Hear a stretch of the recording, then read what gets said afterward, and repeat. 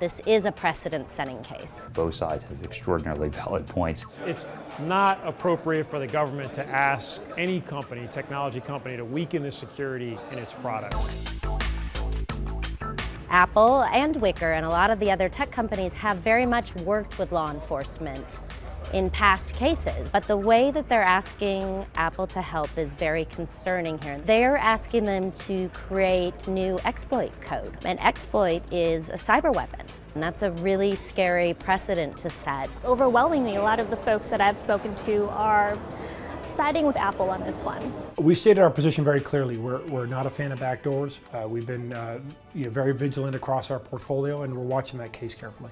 A number of companies have come out to support, Apple, and the reason for that is they have a lot of data, and they're concerned about how that data is going to be used by them and by other people as well. So it's not surprising that people will come out and take a stance on this.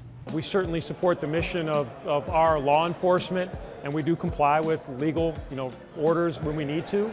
But the reality is, we do need to make sure that encryption and strong security are paramount for customers, and that's what we're committed to. I think it's actually very healthy that it's going to go to court. Getting this right is important. I think the idea that if people just stop trusting, like I said, the digital infrastructure, the impact to the GDP growth would be absolutely staggering on a global basis.